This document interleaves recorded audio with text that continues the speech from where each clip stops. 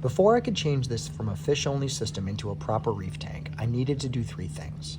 I needed to install and test the final lighting setup, run a full battery of water tests, and get flow to the far end of the aquarium.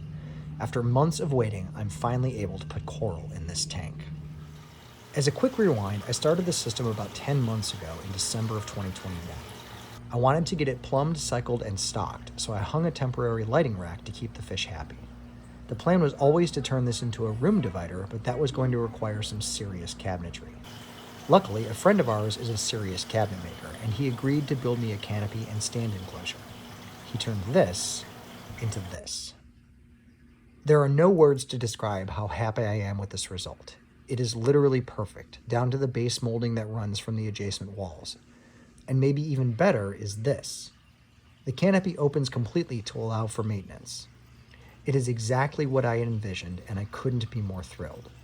As part of the canopy install, I hung my final lighting rack.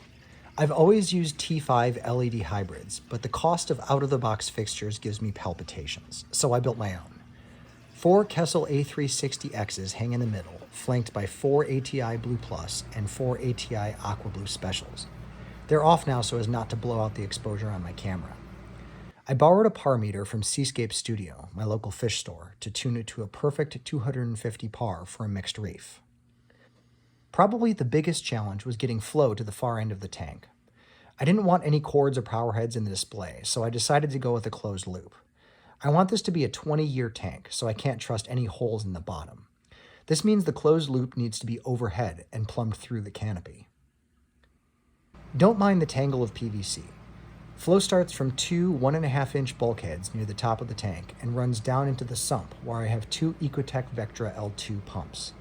These push water up to the top of the canopy and down through 2 returns in the middle and far end of the tank. Mobius allows me to vary the flow, which will be important once I get corals in the water. Finally, about 2 weeks ago, a Triton ICP test showed that nearly all my major, minor, and trace elements were within normal limits, which I found surprising since I filled the tank with basic instant ocean sea salt. No polishing necessary. I'm ready to add coral.